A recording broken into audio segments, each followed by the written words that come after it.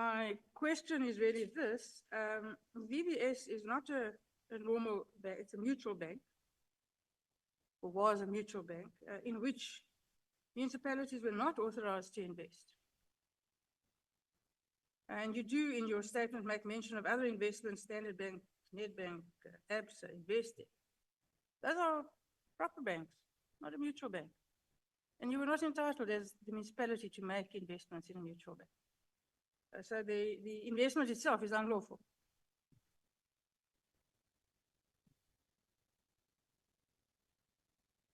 You also say that Gundo Wealth Solutions is not a typical contractor in the strict sense of the word, in that the municipality did not pay them for their services rendered. Well, that may or may not be so, I don't know. I accept what you're telling me. What is clear from the analysis of the money is that they were certainly richly remunerated by VBS for garnering investments and made a vast amount of money doing very little, also paid huge kickbacks. And that's not in dispute. Huge kickbacks to the people who made the investments. So the whole scheme was a cynical, sick and dodgy scheme to defraud the poorest of the poor people, particularly in Limpopo, and is unconscionable. So Gundo is not a charitable organization that does things because of their love of advancing the cause of South Africans. They did it to make dodgy money, and they made dodgy money, and lots of it. Now, it's the dodgy money that's the problem, because all of their money was dodgy money, and you were the recipient of some of that dodgy money. So, you know, my question to you is, why do you say that because they were not paid, they were not a typical contractor? Of course they were. They were just paid elsewhere.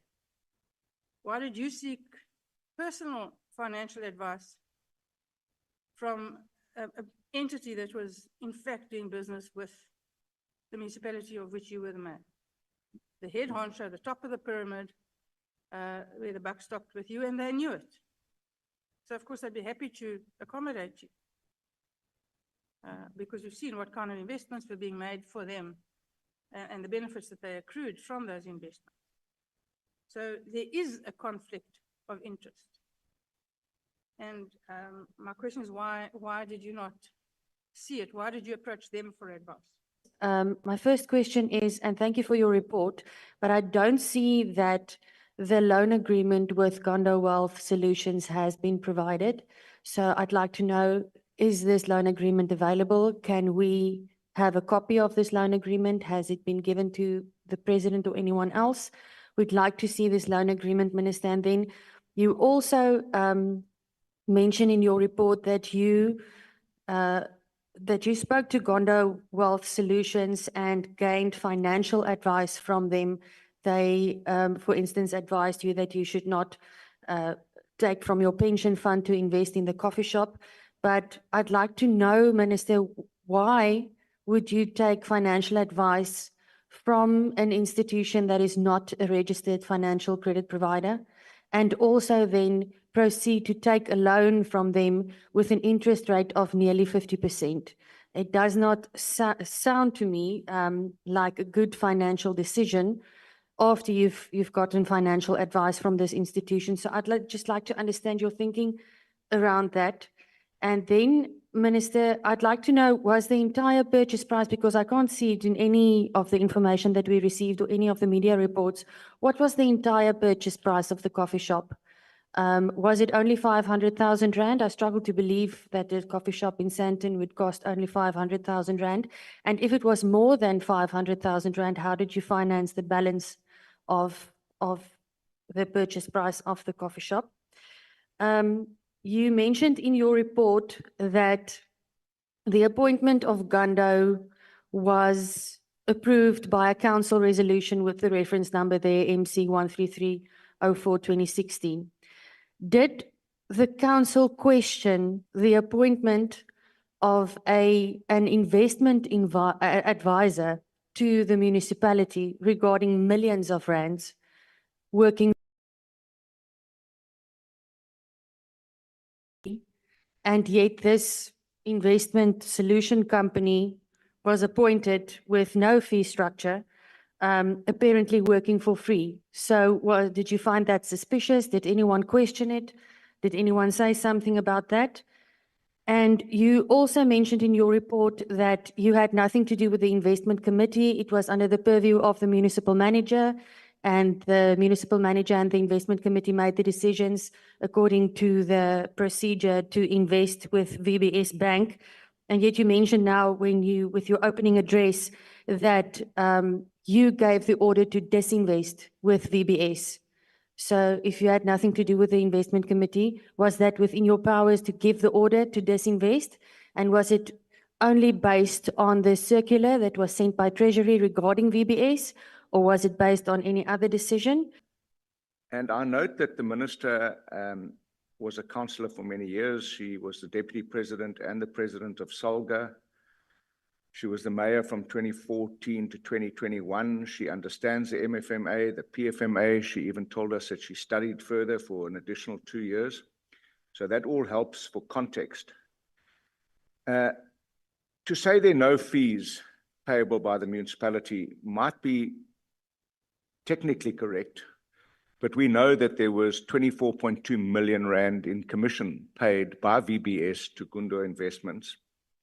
And those commissions were lost to the bank.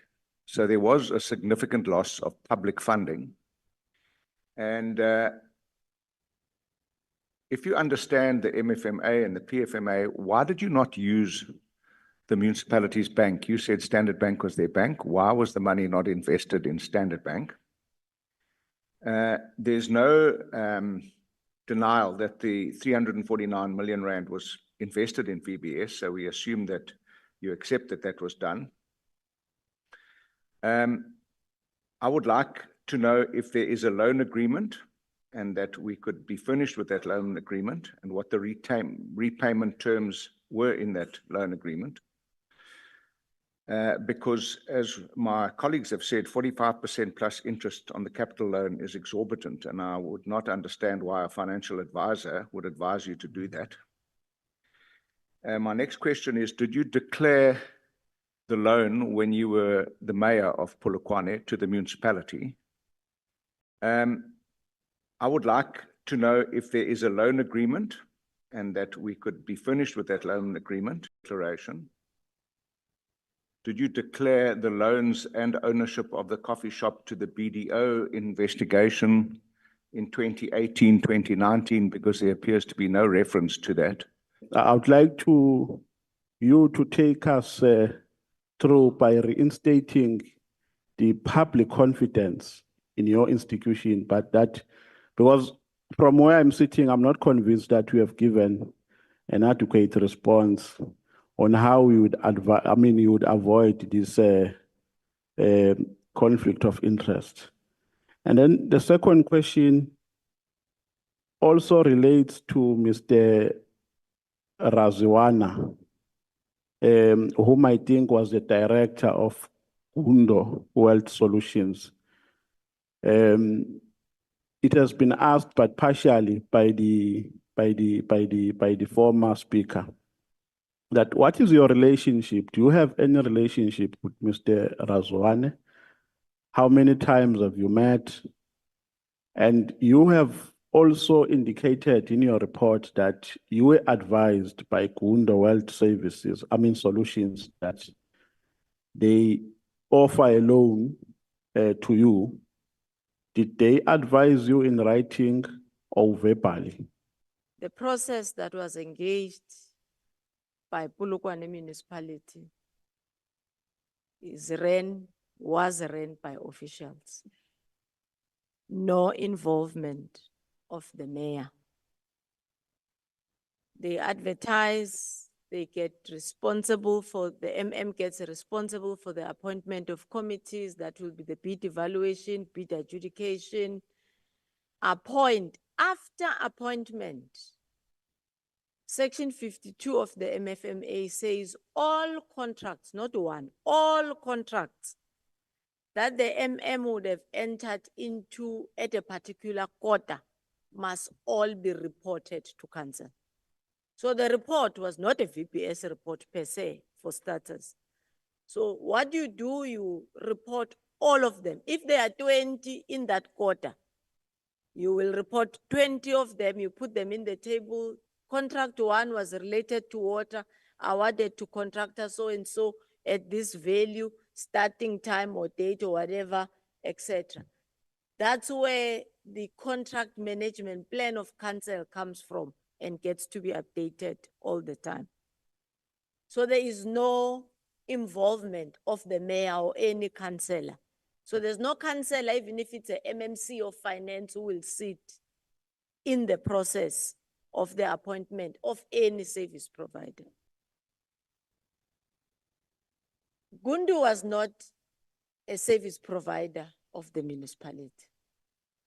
If you look into the definition of National Treasury and the FMMA, it states clearly that a service provider provides a service, gets remunerated or paid by council or government for that. Hence, the bid is called unsolicited. I'll make another example, which happens mostly in municipalities. It happens even in SARS now, where a company gets to be appointed to collect rates and taxes, the debt, on behalf of the municipality. That contractor does not get money every month on the basis that he has called 100 people. No.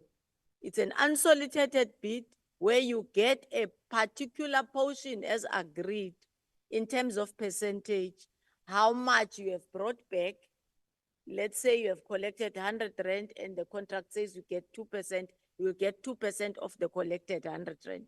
It's the same as the broker fee. As you get business, it is on the basis of the percentage that you have agreed upon on the broker fee that you get paid. On another hand, I've requested quite a number of times, either from my brother or anybody, can you loan me money? It does not necessarily have to be on the basis of a registration.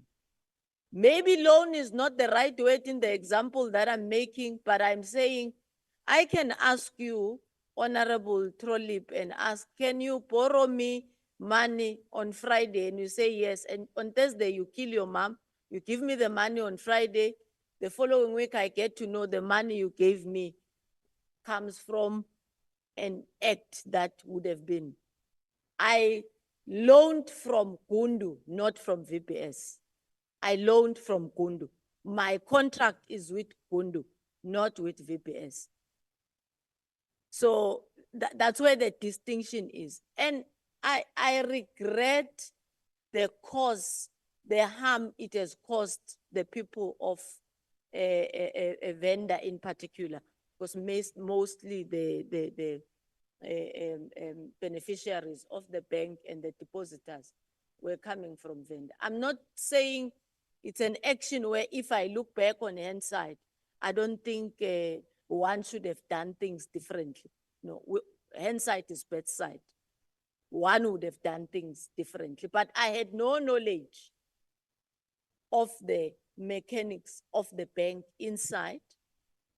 The reason why I made a withdrawal, or I requested for a withdrawal, almost all the investments that were made, even the ones of Standard Bank, were made under the acting municipal manager. A municipal manager was appointed on the 1st of May of the July month where the withdrawal was made. So he gets appointed on the 1st of May. He starts doing rounds. He comes to report to me on our monthly Monday meetings. He says, one worry I have picked up is the investment, not the other liberty or whatever. Well, of course, they were also having a very nominal return, which was another issue that he raised on the other investments. I'm going to check if they are a commercial bank. He returns, I think 2 days or 3 days after that, he says, I've made the verification, they are not a commercial bank. He writes to withdraw the funds from VBS on maturity. Maybe it may also be prudent to explain to members that the amount was not necessarily that it was 349 taken in 1 day invested.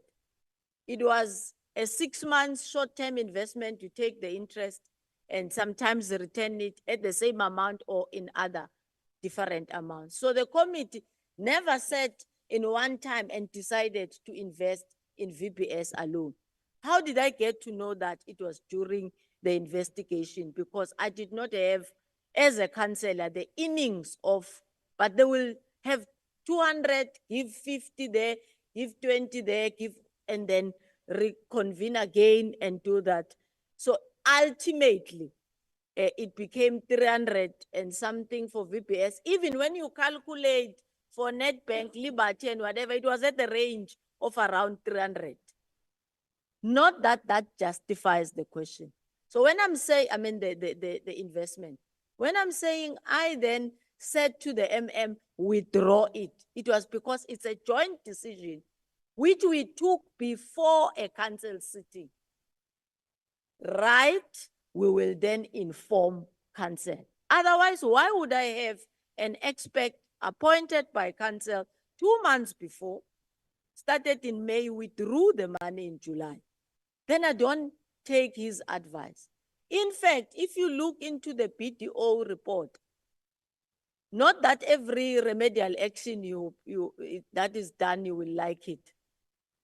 Shame he's cited there. Because BDO said, you shouldn't even have waited for that 2 months. You should have withdrew it with immediate effect. Honorable Mkhwebane, I'm not certain of the section. I have the luck of DM having the... Yeah, section 96, No, section subsection 96. 2A. Honorable Mkhwebane, can we, Honorable Minister? I am still the chairperson of the meeting. Lord Chair, it's just that I was, because I It's had fine. to go back as well and check. It's They fine. were still checking. Apology for that, yeah. That's fine. Yeah. You can proceed, Minister. I'm raising that because section 96, we may still go back as you say correctly. So it talks about the conduct of cabinet members and deputy ministers. Members, I'm reading 196.1, members of the cabinet and deputy ministers must act in accordance with the code of ethics prescribed by national legislation.